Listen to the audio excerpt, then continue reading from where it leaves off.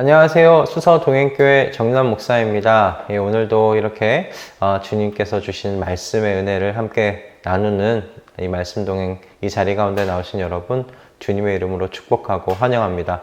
오늘로 100회째가 됩니다. 100번째게 됐는데 주님께서 또 특별한 우리에게 은혜의 말씀을 준비해 주시고 계신 줄로 우리 믿습니다. 우리 함께 기도함으로요. 하나님께서 오늘 우리에게 어떤 말씀을 또 주시고자 하시는지 겸손한 마음으로 함께 듣는 자리 가운데 나아가도록 하겠습니다. 기도하겠습니다. 하나님, 오늘 우리에게 은혜 허락하여 주셔서 감사합니다. 우리가 100번째 함께 이렇게 주의 말씀을 나누는 이 자리 갖게 하신 주님을 찬양합니다. 주님, 오늘 우리에게 정말 우리의 삶 가운데 꼭 필요한 말씀을 준비해 놓고 계신 줄 믿사오니 주님, 주의 말씀이 임할 때 귀히 그리고 겸손히 부드러운 마음으로 주님의 말씀을 받을 수 있도록 은혜 내려 주시옵소서. 주님께서 이 모든 시간들을 이끌어 가고 계신 줄을 믿사오며 우리 주 예수 그리스도의 이름으로 기도드립니다. 아멘. 네, 오늘 우리에게 주시는 하나님의 말씀은요, 출애굽기 2장 1절에서 10절까지의 말씀입니다. 출애굽기 2장 1절에서 10절까지의 말씀입니다. 제가 봉독하도록 하겠습니다. 레위 가문의 한 남자가 레위 가문의 한 여자를 아내로 맞이하였다. 그 여자가 임신을 하여 아들을 낳았는데 그 아이가 하도 잘생겨서 남이 모르게 석 달 동안이나 길렀다. 그러나 더 이상 숨길 수가 없어서 갈대 상자를 구하여다가 역청과 송진을 바르고 아이를 거기에 담아 강가의 갈대 사이에 놓아두었다. 그 아이의 누이가 멀찍이 서서 아이가 어떻게 되는지를 지켜보고 있었다. 마침 바로의 딸이 목욕을 하려고 강으로 내려왔다. 시녀들이 강가를 거닐고 있을 때에 공주가 갈대 숲 속에 있는 상자를 보고 시녀 한 명을 보내서 그것을 가져오게 하였다. 여러분이 거기에 남자아이가 울고 있었다. 공주가 그 아이를 불쌍히 여기면서 말하였다. 이 아이는 틀림없이 히브리 사람의 아이로구나. 그때 그 아이의 누이가 나서서 바로의 딸에게 말하였다. 제가 가서 히브리 여인 가운데서 아기에게 젖을 먹일 유모를 데려다 드릴까요? 바로의 딸이 대답하였다. 그래, 어서 데려오너라. 그 소녀가 가서 그 아이의 어머니를 불러왔다. 바로의 딸이 그에게 말하였다. 이 아이를 데리고 가서 나를 대신하여 젖을 먹여다오. 그렇게 하면 내가 너에게 삭슬 주겠다. 그래서 그 여인은 그 아이를 데리고 가서 젖을 먹였다.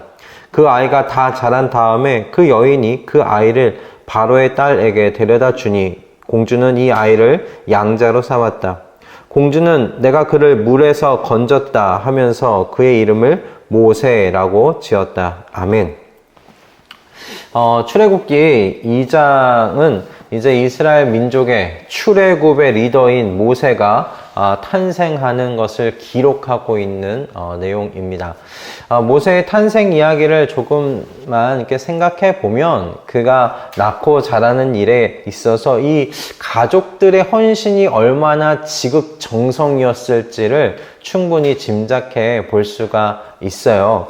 모세가 태어날 때는 어떤 때였습니까? 이집트 왕 바로가 이스라엘 민족이 왕성하게 성장하는 것을 보면서 남자아이를 죽일 것을 이야기하는 산하 제한 정책이 펼쳐지고 있었던 때였습니다. 모든 출생하는 아이들 중에 남자아이는 나일강에 던져버리라는 끔찍한 명령이 시행되고 있었을 때였어요.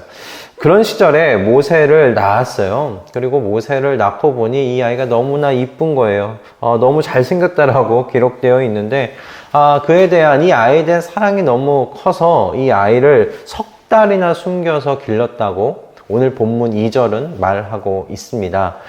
한 절로 간단하게 기록되어 있지만 여러분 이 시절에 갓 태어난 남자아이를 석 달 동안이나 숨겨서 길렀을 때 이 가족이 감당해야 할 일들이 얼마나 많았겠습니까? 이 가족의 그 헌신과 사랑 우리의 상상을 넘어서는 일이었을 겁니다. 여러분 한번 생각해 보십시오. 아마도 이 모세의 어머니인 요게벳은 석 달 동안 집 밖에 나오지 못했을 겁니다. 아이에게 젖을 물려야 하기 때문에 그렇죠. 지금이야 젖을 미리 짜서 냉장고에 보관해서 아이가 울 때마다 젖을 줄 수 있겠지만 이때는 그럴 수 없었잖아요. 그리고 배고파서 사실 이 아이가 울기 전에 젖을 먹였어야 하는 상황이었습니다. 그러지 않으면 이 아이의 울음소리가 조금이라도 밖으로 새어나가서 이집트 사람들의 귀에 들리기라도 하면 모세를 빼앗겨 버릴 것이 눈에 뻔히 보이기 때문에 그래요. 그러니 아이가 울기 전에 젖을 물려야 했어요. 아이와 함께 석 달을 숨어 지낼 수밖에 없었을 겁니다. 그리고 모세의 아빠는 어땠을까요? 여러분, 그 남자로서 아빠는 아침부터 저녁까지 이 이집트의 국고성인 라암셋과 비돔성을 짓기 위해 끌려나가서 일하는 곳에 있었습니다. 고된 몸을 이끌고 들어와 집에 왔을 때, 밤에 아이가 깰까 싶어 밤잠을 설치지 않았겠습니까? 석 달을 그렇게 살았을 거라고 생각을 해보십시오. 아마 이 모세의 아빠도 그 체력의 한계가 극에 달하지 않았겠는가라는 생각, 우리 충분히 짐작해 볼 수 있겠습니다. 그러니 석 달이 지날 때쯤 더 이상은 모세를 기를 수 없는 상황이 되었다고 성경은 지금 말하고 있는 것이죠. 그래서 이 가족이 생각한 것이 무엇이냐? 이 아이를 갈대 상자에 넣고 바로 왕의 딸이 목욕하러 나오는 나일 강가의 갈대 사이에 이 갈대 상자를 놓아주자라고 이제 계획을 세운 겁니다. 그러니까 이 모세의 가족이 할 수 있는 최대한의 노력을 한 거예요. 우연히 갈대 상자가 나일 강가의 갈대밭 사이에 이렇게 놓인 것이 아니라 철저한 조사와 어떤 이 계획 속에서 모세의 갈대 상자가 나일 강가의 갈대밭 사이에 지금 놓여 있는 겁니다. 여러분, 그리고 나서 이제 모세의 가족이 생각한 대로 바로의 딸이 목욕하러 나온 것이죠. 그리고 이 공주는 또 뜻밖에도 갈대 상자 안에 있는 아이가 히브리인의 아이인 것을 알면서도 이 아이에게 긍휼한 마음을 갖게 된 거예요. 그리고 이때 모세의 누이인 미리암이 기지를 발휘해서 이 아이에게 젖을 물릴 히브리 여인을 제가 찾아볼까요? 라고 물어보고 그렇게 자신의 모세의 친엄마를 소개해서 삭슬 받으면서 돈을 받으면서 모세를 숨기지 않고 키울 수 있게 된 것이 오늘 우리가 함께 읽은 이 본문의 이야기입니다. 오늘 본문을 보면 하나님께서는 전면에 지금 등장하고 계시지 아니하시죠. 모세의 가족들의 정말 열심과 헌신이 이 이야기 속에 지금 담겨 있고 그려져 있습니다. 아이의 울음소리가 새어나가지 않은 것, 아이를 석 달 동안이나 숨기면서 이렇게 키울 수 있었던 것, 그리고 여러분, 아버지의 정책에 반대하는 딸을 만나서 그렇게 바로의 그 밑에서 자랄 수 있는 기회를 얻은 것, 이 모든 부분이 정말 다 이렇게 우연의 연속처럼 보이지 않습니까? 정말 세상의 말로 이야기하면 이 모세는 진짜 그 행운아 중에 행운아입니다. 그러나 여러분, 우리 그리스도인들에게는 운이란 없지 않습니까? 우리가 믿는 하나님은 어떤 하나님이십니까? 모든 것을 알고 계시는 전지하신 하나님이십니다. 그리고 우리가 믿는 하나님은 어떤 하나님이십니까? 말씀으로 세상을 창조하신 전능자 하나님이시지 않으십니까? 그런데 그 하나님이 우리로부터 멀리 떨어져 계신 그 하나님이신가? 아니요. 우리가 믿는 이 하나님은 하나님의 백성들에게 지극하신 관심과 사랑을 가지시고 그것을 쏟아붓고 계시는, 함께 사시는 하나님, 함께 동행하시는, 함께 걸어가시는 하나님이시더라는 겁니다. 그러므로 모세의 이 유아 시절의 이야기는 실제로 온통 그 하나님의 보이지 아니하시는 은혜의 손으로 가득한 이야기다라고 우리는 그렇게 이 이야기를 받아들일 수 있어요. 여러분, 생각해 보십시오. 10달 동안 배 아파 낳은 자녀에 대한 사랑에 대해서 이 이스라엘의 다른 가족들이라고 모세의 가족만 하지 않았겠습니까? 어떤 부모가 자기 자녀를 기꺼이 가져다 바치겠습니까? 빼앗기겠습니까? 그냥 상상만 해도 아마 실은 이 시기에 이스라엘의 여인들은 임신 초기 때부터 불러오는 배를 감추면서 살았을 것 같아요. 불러오는 배를 보면 이집트 사람들이 저 집을 보지 않았겠습니까? 좀 있으면 저 집에 애가 태어난다는 걸 알지 않았겠습니까? 아마 불러오는 배를 숨기기 할 수 있는 모든 것을 했을 거예요. 그리고 출산 때에도 이집트 사람들이 듣지 못하도록 이를 악물고 아이를 낳지 않았을까, 그런 생각 해보게 됩니다. 아마 같은 이스라엘 민족끼리도 서로 숨겨주었을 거라는 생각 충분히 할 수 있지 않겠나 싶습니다. 그러나 어떤 집의 남자 아이들은 그런 부모의 노력에도 불구하고 나일강에 던져져 죽어갔을 거예요. 모세도 최대한 숨길 수 있었던 것이 석 달이라고 하지 않습니까? 아마 더 숨겨서 키울 수 있었으면 키웠을 거예요. 그만큼 남자 아이를, 갓난 아이를 길러 키울 수 있는 상황 자체가 너무 어려운 때였다는 것을 보게 됩니다. 버티고 버틴 게 석 달이었어요. 이런 상황 속에서 왜 모세는 살 수 있었느냐고 물어본다면 아무도 그 이유에 대해서 답할 수 있는 사람들은 없을 겁니다. 모세 자신도 왜 하나님께서 나를 구원하셨는지 물으면서 컸으리란 생각이 들어요. 그리고 이후에 나오는 이야기를 보면 성장한 모세가 그런 질문을 가지고 성장했다는 것을 충분히 짐작해 볼 수 있는 바가 뒤에 있는 내용 가운데서 나타납니다. 하나님께서 나를 왜 그렇게 구원하셨는가? 하나님의 목적이 무엇인가? 찾았다는 것이 11절 이후의 말씀 속에서 우리가 충분히 짐작해 볼 수가 있는데요. 그러나 이 나일강 아래로 죽어간 이스라엘의 남자아이들을 생각해 볼 때 모세가 할 수 있는 것은 그저 은혜구나, 은혜라는 말밖에는 없지 않았을까, 그렇게 생각이 들어요. 모세는 죽음에서 하나님의 은혜로 말미암아 구원을 받은 사람과 같다고 생각합니다. 이런 모세를 생각하니 요한복음 5장의 베데스다 연못 근처에 있었던 38년 된 그 중풍병자 환자의 이야기가 생각이 났어요.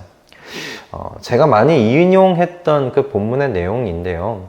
여러분, 베데스다 연못은 여러분 다 알다시피 천사가 내려오면 물이 움직이면서 동하는데 그때 가장 먼저 들어가는 사람은 어떤 병을 가지고 있더라도 그 병이 낫는다라는 그런 미신적인 이야기가 전해 내려오고 있었어요. 때문에 이 베데스다 연못 근처에는 수많은 병자들이 자리를 잡고 있었어요. 그런데 이 이야기 속에서 예수님께 병치유를 받은, 그 병으로부터 구원을 받은 사람은 그 수많은 병자들 속에서 38년 된 이 중풍병자 한 사람 외에는 없었습니다. 오직 그만이 예수님에게서 은혜를 받아요. 구원의 은혜를 받아요. 그런데 이 본문에서 아무도 왜 그가 그렇게 구원을 받았는지, 왜 그인지는 이야기해주고 있지 않아요. 여러분, 저도 사실 마찬가지라는 생각 많이 해봅니다. 왜 하나님께서 저를 구원하셨는지, 이 70억 전 인구 중에 왜 저인지 저도 모르겠습니다. 그리고 그 믿는 많은 사람들 중에 설교할 수 있고 하나님의 말씀으로 설교하면서 주님의 양떼들의 영혼을 목양하는 이 일을 왜 제게 주셨는지 저도 모르겠습니다. 왜 저인지는 모르겠습니다. 그저 오직 전 주님의 은혜라는 말 외에는 할 수 없다 생각이 들어요. 받을 자격 없는 자에게 주시는 하나님의 선물이세요. 언젠가 그 오카는 목사님의 설교 중에 이런 이야기를 들은 적이 있습니다. 그냥 만나기만 하면 나를 주눅들게 만드는 한 장로님이 계시다. 그 장로님을 만날 때면 왜 이분이 목사가 되지 아니하고 장로가 되었는지 나 모르겠다. 도통 모르겠다. 왜 이분이 되지 않고 내가 됐는지 나는 모르겠다. 라고 하셨던 말씀이, 그 설교 중에 하셨던 이야기가 좀 기억이 납니다. 그런데 제 자신을 보아도 오카노 목사님이 하셨던 그 고백이 저의 동일한 고백이 될 수밖에 없음을 생각하게 돼요. 성품적으로나 지적으로나 제가 목사인 것을 부끄럽게 만드시는 분들을 많이 만나게 돼요. 왜 저분들이 아니고 나일까라는 그런 생각들 해보게 됩니다. 그럴 때면 그냥 나와 같은 사람에게 주님께서 주님의 양떼를 맡겨 주셨다는 것에 주님의 은혜구나 생각하면서 그 은혜에 감사하면서 그 은혜에 충성하는 수밖에 없겠다. 받을 자격 없는 자에게 주신 이 은혜에 내가 충성으로 답하는 수밖에 없겠다. 그렇게 생각할 때가 많습니다. 여러분, 저뿐이겠습니까? 여러분 모두가 주님으로부터 이렇게 받은 은혜가 많지 않으십니까? 저처럼 사실 분이 넘치는 자녀를 이렇게 받게 되는 그런 복을, 그런 은혜를 받으신 분도 계실 것이고, 제 인생의 병풍과 같은 보호의 울타리가 되어주시는 그런 부모를 만나는 은혜를 누린 분들도 계실 것이라 생각합니다.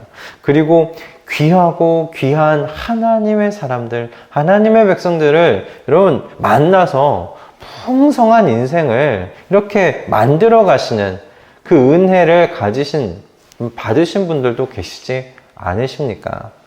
여러분, 우리가 받은 것 중에 내가 받을 만하니 받았어 라고 말할 수 있는 것이 얼마나 있으세요? 그러므로 저는 그리스도의 사람들은 늘 이 은혜 의식 속에서 살아가야 하는 사람들이라고 생각합니다. 모세의 가족이 모세를 갈대 상자에 넣어서 갈대밭 사이에 두고서 우리가 할 수 있는 일 다 했어. 이제부터는 너의 운명이야. 우리는 할 만큼 했어 라고 그렇게 생각했겠습니까?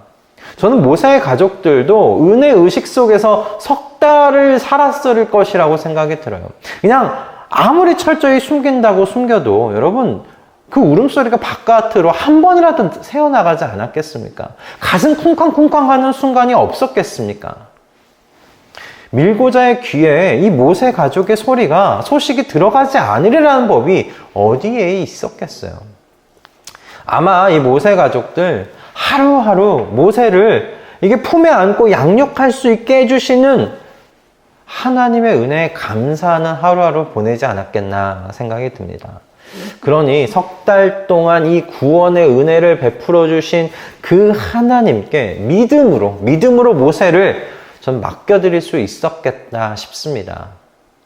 이제 더 이상 가족들의 손으로 할 수 없으니 모세를 온전히 하나님께 맡겨드린 것이 저는 바로 나일강의 이 갈대밭 사이라고 생각이 들었어요. 저는 이처럼 하나님의 은혜 의식 속에 살아가는 사람만이 하나님께 자신의 전 인생을 내어 맡겨드릴 수 있겠다 생각합니다.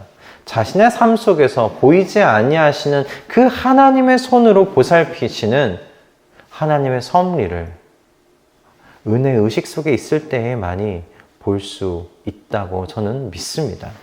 은혜 의식 속에서 사는 사람에게는 하나님께서 만나게 하신 그 한 사람이 얼마나 귀하겠습니까? 그 인연이 얼마나 소중하겠습니까?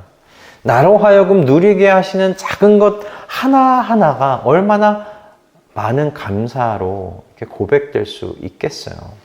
여러분, 이처럼 은혜의식 속에서 살아가는 사람은 풍성한 삶을 여러분 누리게 될 줄로 믿습니다. 저는 우리 말씀동행 식구 모두가 풍성한 삶을 누리시기를 바라는데요. 그러므로 여러분, 우리가 은혜 의식 속에서 살기를 바랍니다. 은혜 의식 속에서 살아가야 하나님의 모든 것 하나하나가 섭리로 바라볼 수 있어요. 그리고 우리의 인생을 감사로 풍성하게 만들어갈 수가 있게 됩니다. 저는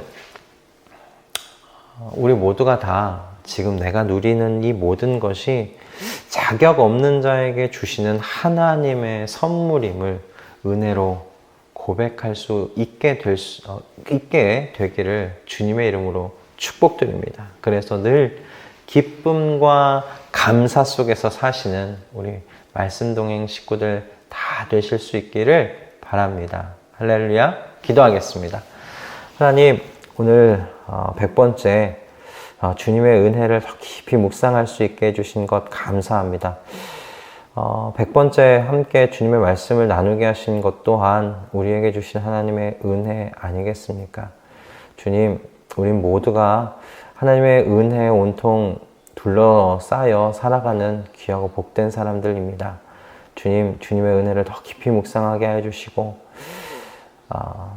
주님께 받을 자격 없는 자에게 주님께서 매일같이 이와 같이 선물을 허락하시는구나. 그렇게 감사함으로 기쁨으로 우리의 인생을 풍성하게 만드는 우리 모두가 될 수 있도록 주님 역사하여 주시옵소서.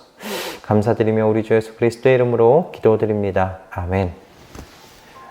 여러분, 오늘 주님께서 우리를 또 은혜의 의식 속에서 살아가도록 더욱더 풍성한 삶으로 우리를 인도해 가시기 위해서 귀한 말씀 우리가 허락하신 줄로 믿습니다. 여러분, 우리에게는, 그리스도인들에게는 운이란 없습니다. 모두가 다 하나님의 섭리 속에서 하나님께서 주시는 선물들입니다. 그렇게 세상을 바라보고 그렇게 우리의 인생을 바라볼 때 여러분, 우리의 인생, 여러분 얼마나 복된 인생입니까? 하나님의 그 섭리를, 하나님의 움직이시는 보이지 아니하시는 손을 은혜 의식 속에서 바라보실 수 있는 우리 모두가 되실 수 있기를 바라고요. 그 의식 속에서 오늘 하루 승리하실 수 있기를 바랍니다. 여러분, 우리는 내일 아침에 또 주님께서 주시는 말씀의 은혜 속에서 이 자리에 만나도록 하겠습니다. 여러분, 축복하고 사랑합니다. 오늘 하루 승리하십시오. 내일 뵙겠습니다.